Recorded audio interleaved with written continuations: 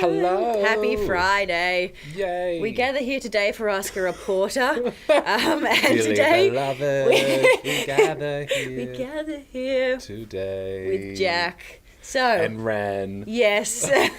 So tell us, what are we talking about today? Whatever we want. Yeah. Because that is our right. No, we're going to talk about old mate Matthew with two T's, Flinders. Old mate. Do you reckon he had, people called him Matt? Yeah, Matt, I reckon. Matty. I reckon they had nicknames back then. M-Dog? What are some I'd Matt like to think they had nicknames? that. Matt. Matt. Just Matt. Matt is the nickname of Matthew. They would have called people Matt. Yeah. They would have called Matt's Matt. Or Flinder? Flindy? Flindy. Flindo. Or probably when he came to Australia, they called him Matto. Yeah. He's like, that's Just Aussie. an Aussie thing, just that and Yeah, Matto. Matto Flindo. So yeah, we're talking about Matto Flindo, who was the first person that at least we know of who wrote it down and said he was the first person to circumnavigate Australia, which basically just means he went all the way around it and he mapped out all the little grooves and the bays and the cliffs or the coastline of Australia. So we had a map of it and people could go, oh, that's what it looks like. Ah, there you go. There you go. Before we just didn't really know. And it's weird because obviously we are in a time where we very much know what our country looks like. We see it on a lot of different things. We know what the whole world looks like. But yeah, there was a time when they didn't quite know. And so they would send people out on these long, year-long, 3 years I think it actually took him. Yeah, it's amazing. To go and just explore and work out exactly what was there. Wild. Kind of terrifying. Yeah. We kind of take bit. it for granted that, just we know what That the we can world literally looks just like. be like, oh, where are we going? And just get up a map on our phone. But this is why Matthew Flinders, he helped. Yeah. He helped us. The other helped thing, us. and the other thing to note is these days when they make maps, or I mean, do they make maps anymore? I guess. Yes, we kind But of like know we've got satellites, so we Yeah. can just like look down. We can actually just have images of what the world looks like and what Like the countries right look now. like. They also didn't have that. They did nothing. We They were have it easy basically- these days. They were basically in the 2024 outage. Which will be on, if you don't know what that is, you'll find out on next week's episode of BTN. But yeah, there you go. That's what we're talking about. I think we've answered everything though, so Yep. we can probably I will maybe just end it here. end it Thanks here. for coming. Do you have any other questions? Yes. Okay. So obviously he went around Australia, but Yes. Australia wasn't always called Australia. Someone has No. asked, why did he pick Australia as Australia's name rather than I don't know, Ataconk, for instance? And this is from Jude, who is Rather- homeschooled. home. Ataconk. What is that? Is that something that we should know? I don't think so. I looked it up before. Oh, okay. I didn't come up with anything. Well, I love this name suggestion. Yeah, Ataconk. Ataconk. Well, I guess he didn't come up. He did come up with the name Australia, but he was inspired by the phrase Terra Australis, which sounds like terrifying, like Terra Australis. He was so scared when he came to Australia. Yeah, he was like, terrified. Terra Australis. But I believe Terra Australis is Latin because back then a lot of people used Latin. And so Terra means land and Australis means southern. So it was southern land because that's all they knew about it. They knew that it was south of where they were and that it was land. And if you've ever watched a story on colonization or Captain Cook, you'll know that Captain Cook, when he landed at Botany Bay, he declared the place Terra Nullius. So Terra, again, meaning land, and in that case, Nullius meant belonging to no one or no one. So you can see the connection there between Terra Nullius and Terra Australis. But he just sort of was like, I think he, much like we've given him the nickname Matto Flindo, which is a great name. Which is a great nickname. Yeah, we should stick with it. History books are being rewritten as we speak. But he similarly was just like, Terra Australis, shorten it Australia. Australia. Why don't we just call it Australia? Yeah. And he sort of advocated for that. He obviously had a lot to do with Australia, mapping it, so he would be having conversations with people, I'm assuming, about it. And when he went back to England, or London, England, wherever he went in England, Doddington was where he was from, he would have also, again, spoke about it, and he sort of advocated, or, you know, he was putting that name out there, and eventually people went, yeah, all right, we'll call it Australia. Mind you, the country would have had many different names already. We weren't just a land with a nameless land. We weren't terra nullius. No, there were plenty of First Nations peoples here with names for the country, which we recognise now. So, Maddo Flindo probably didn't think to ask that back then. Well, maybe he did, because he did have help from Bungaree, which we might get to later on in another question. I mean, there is a question about this. Oh, yeah. It is, well, actually, not specifically him, but maybe we can talk about his mate. Someone has asked, what was his best mate on the ship? And this is Scarlett from Asham, Sydney. Scarlett. I pronounced that correctly. From Asham.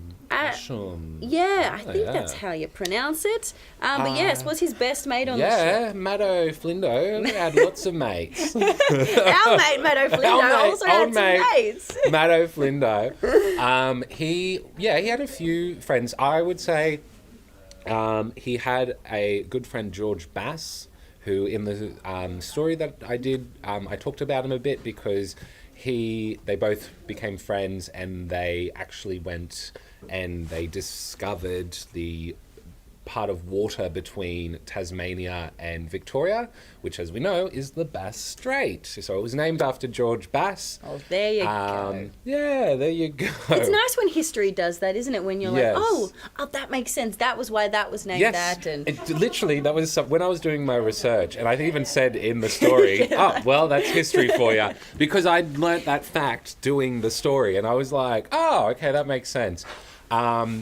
You know, I already knew that the Flinders Ranges were named after Matthew Flinders. There's a lot of places in Australia named after Matthew Flinders, which I think was maybe a bit more common knowledge. But yeah, he was friends with George Bass. I also, sorry if I could just say another fun fact.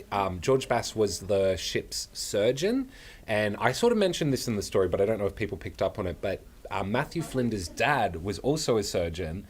So I like to think in my head that they bonded over that on the ship. That's so cool. And so because Matthew's dad wanted him to be a surgeon as well, so he obviously had that connection with George, and so they became friends, which I think is really sweet. It is sweet. Yeah. Did he have any other mates? He did. He had a cat named Trim. Ooh. He loved That's a cute name for a cat. It is. I like it is an interesting name. Trim. Just makes me think of the Kath and Kim line. Maya Krim for wanting to be Trim Kim. Some people might know that. Everyone loves Kath and Kim.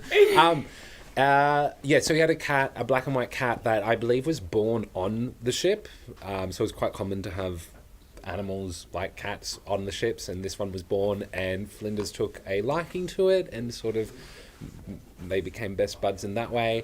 He probably had other friends that I don't know about. Probably. But then he made became good mates with Bungaree, who, sorry, I just something in my mouth, who was a Kurungai, I want to say, a Kurungai man, and he was famous. He was a First Nations person, and he helped a lot of those early colonizers sort of navigate the land, but also interact with the other First Nations groups that were around. And he acted, I guess, as a bit of a bridge between the two, because obviously there was quite a big language barrier, cultural barriers as well. So those early days of exploration, a lot of First Nations people had never seen someone with white skin. And there's stories actually about when Captain Cook had arrived that the Gweagal people, a lot of them, and Darrell people thought that Captain Cook was a ghost, and that his crew and the ship was a ghost, and they were ancestors coming. So it like really scared them, and they all ran inland. So Bungaree was really crucial in that sort of role of connecting the two and making sure that, I guess there was still plenty of conflicts, but trying to navigate so that there weren't those conflicts. I don't know if we'll get to it again, but Bungaree also helped because he had an idea of the country and how it was laid out. So he was able to help go on the circumnavigation expedition all the way around and sort of point out significant landmarks, places to go, places to watch out for, and that sort of stuff. So he played, and Flinders even says, he played a really crucial role in the expedition, which is cool. That so is yeah, really you had a cool. Good little crew. He did. A He surgeon, had a little a friendship cat. group, and they really helped him out. Yeah, he had some mates. He had some mates. Matto Flindo had some mates. We've had quite a few people asking this same question. What is on my hat? It says very busy. Yes, and in addition to that question, we've had a lot of people asking, how long did it take him to map the whole of Australia? And Jasmine has said, I hope you are all having a great day, and have an amazing Friday. And she's from Relsham Primary School. Was that Jasmine? Rendlesham Primary School. Rendlesham Primary School. Yes, thank you. Having a good day? Having a great day. Having a good day? Yeah. The sun is shining. I think I'm going to have pizza for dinner. Oh, then yeah, automatically a great day. Automatically. Yeah. Get me home. Wait, what was the question? How long did it take him to map the whole of Australia? I believe it was about 3 years. I want to say it was from 1801 to 1803. Wonderful. Great. 3 years. I mean, it's a long time, but I guess... It's a long time. Yeah. But, things just took a long time back then. Yeah. And I mean, his whole job was to just... To navigate it. Yeah, so because he also came from England, so I don't think that includes the time that he had to actually sail from England to Australia, and then he sort of came in under Western Australia, South Australia, Victoria, and up to Botany, because I guess that's where the colony was that they'd established. So it was go up there, say hey to them, and then he sort of then went up around Queensland and came back around. So he almost did 1.5 trips around, because he came in and then did overachiever. Bit of an overachiever. But 3 years, long time. And because back then we didn't have the technology we have now. No, everything's just a lot more difficult. Yes, and there would have been points that I imagine he would have got to in the country where British settlers and explorers hadn't gone to yet, so it was very unknown. Yeah. Maybe a bit dangerous too. Maybe a bit dangerous, thinking about things like supplies, if they had to restock, who knows what they... This kind of leads on to another question, which yes. Irene from MLC School has asked, and that was, what were obstacles that Matthew Flinders overcame while circumnavigating Australia? What are some obstacles? There was a big ramp he had to sail and jump over. There were rings of fire he had to fly through. Yes. Sorry, that's what I think of when I think of obstacles. Rings of fire. Yes, they were just obstacles and booby traps. Yes, everywhere. No, I guess there weren't those sorts of obstacles, but sort of when I was mentioning the stuff about what Bungaree's role was. So a lot of the obstacles would have been finding safe passageways to get around the country and navigate. I've never driven a boat. Me neither. I want to put that on a shirt. I've never driven a boat. But I imagine... His would say, I have driven a boat. Yeah. But I imagine there are a lot of, there's a lot of thought that goes into that. Oh, here we go. Oh, the Investigator. So the boat he was on, the Investigator, started to leak and rot. Because of this, Flinders had to finish the rest of his circumnavigation quickly. Also, he had to speed it up. Yeah. So weathering. That was an obstacle, just being on his boat for that long. It was starting to... The water was getting at it and it was rotting away. There would be nothing worse than being out in the water and just being like, I think the boat's leaking and rocking. Yeah, this is well, we better awful. Hurry up. And then so another obstacle. We're very lucky we got a little birdie behind the camera as always. Here's the answers. By the time he'd returned to Sydney in 1803, so I did get that right, he'd finished. So several of his crew members had gotten scurvy and dysentery. Oh yes, and so that is a disease that can cause death. Some of them did die. There's a lot of A lot of things. Again, there wasn't modern technology. No. Yeah. They didn't have a first aid kit. They had George Bass.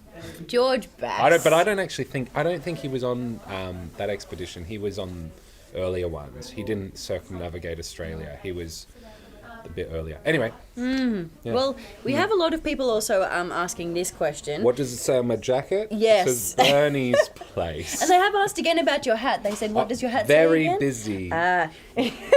They've said, hi BTN, please do a pirate impression. And this is Heath from Calvin School. Okay, great question. Arr, you scallywags. Walk the plank. Guys, rate this from a scale of 1 to 10. What's the Pirates of the Caribbean line? I don't know. Dead man tells no tale. Can you do a pirate? I'm a pirate and I'm here with Jack and this is a great Friday. Sorry, if a pirate actually spoke like that, I'd be mildly terrified. I'd be like, Like, what's stay going away. on? Can you do a parrot impersonation? So, no. Yeah. What's going on? That's really good. Captain! No. Mutiny! No, I like this question. Stay on this. Did you know, can the little birdie look this up? But there is actually an international Talk Like a Pirate Day. Ooh. Where you're meant to talk like a pirate. I don't know when it is. Today. It's today. Let's hope it is today.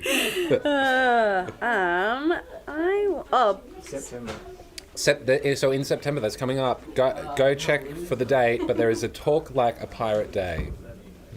That's today. It's not actually No, it's today. not September, it's July. It's not. Okay. Someone has asked, did Matthew Flinders visit Tasmania during his voyage? Yes. This is Judah from Calvin Christian School. He did. So he was also the first person to circumnavigate, well, that we know of, Tasmania, and go all the way around and prove that it was not attached to the mainland. Again, they didn't know. Yeah. So he was pretty important for making that distinction between Australia Yes. and... Yeah. Although at one point, to be fair, it was attached to the mainland, so... So it's fair to think that it was. But he and George found the strait, found the water. George Bass. Gorgeous. And someone has asked, Rebecca... Is Tasmania, is the Hobart School on today? I don't know. I'll have a little look. Okay. Rebecca has asked, from Camp Hill Infants and Primary School, why did Matthew Flinders decide to circumnavigate? I don't think he had much going on. He was like, I'm just sitting here. Why don't I just go to Yeah, he was like, my next Australis. 3 years are looking pretty free. Well, I don't know if that's a simple answer because he had, by this point, he'd done a lot of expeditions. He'd done under the command of other people, and he'd sort of proven himself to be a good map maker and have that ability, and he was quite passionate about it, I think it was fair to say. And so, because he had been on all these expeditions, he'd been to Australia before, he'd done the whole thing with the Bass Strait, gone around Tasmania. I don't know exactly if it was him who was like, hey guys, got an idea, let's go work out all of Australia, or if it was someone else, or if it was a combination of people, but he sort of, at the time, was the best candidate to do it. And so they knew they wanted to do it because that's what the British love to do. They love to go out and explore and work out exactly what is there and if they can own it. Yes, if they can own it. So they, it was going to eventually happen, and it just so happened that Matthew Flinders was the perfect guy for the job. Yeah. Yeah.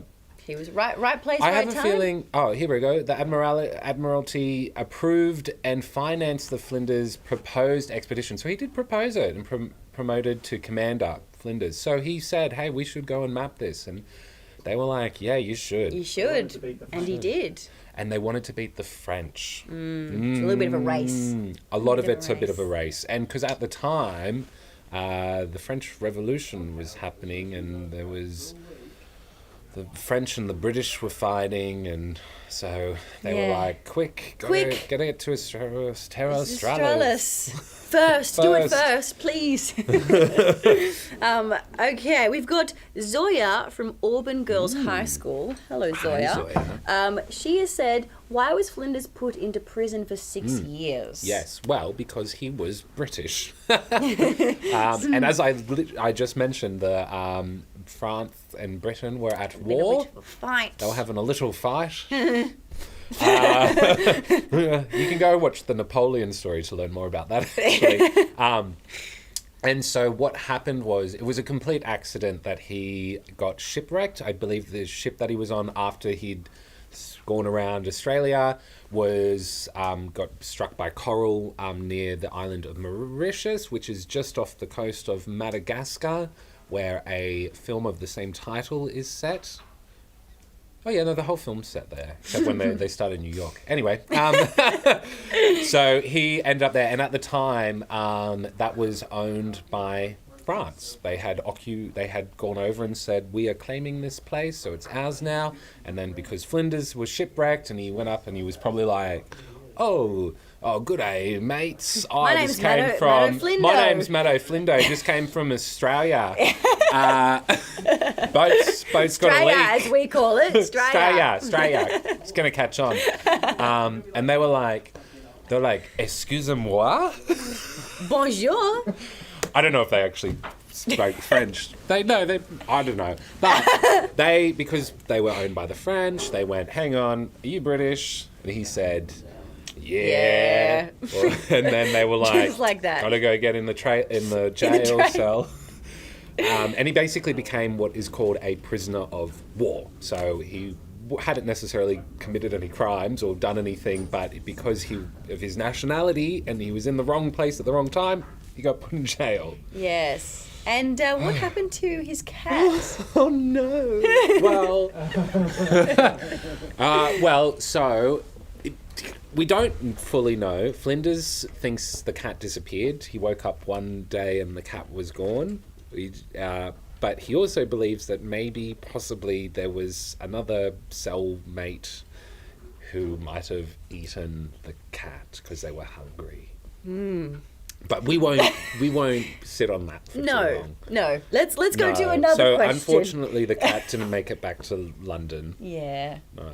But the cat is in a lot of statues. Yeah. Around Australia. Actually, speaking of statues, someone has asked, Mia from, again, Hi, Mia. Rendlesham, I don't know whether it's primary school or high school, but hello, Mia.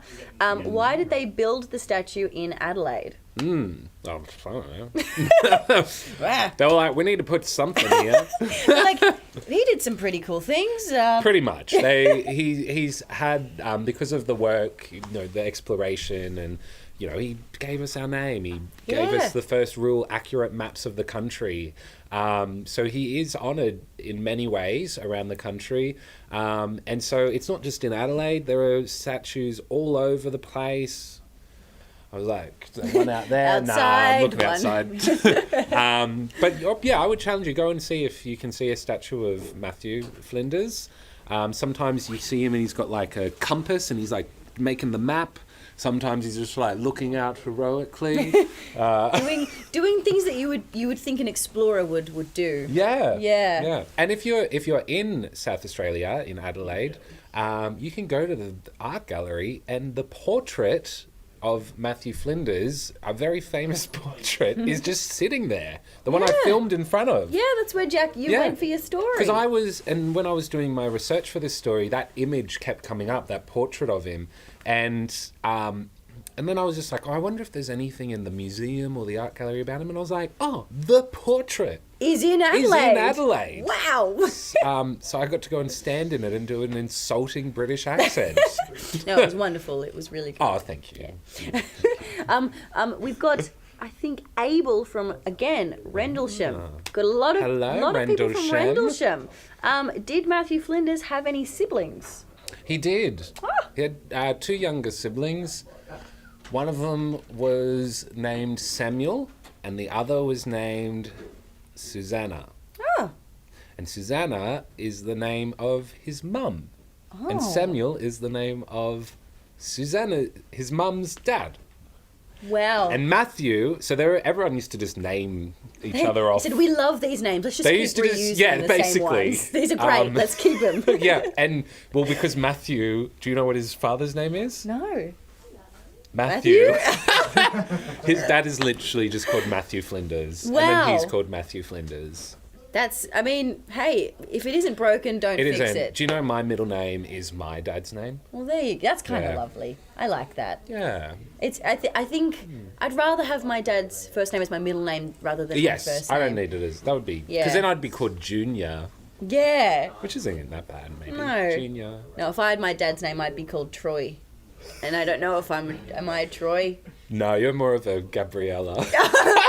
Thanks. High School Musical fans will get that one. Yes, you'll get that one. Someone has asked, so Richard I could be Troy, actually, with this varsity jacket. You could. And we could...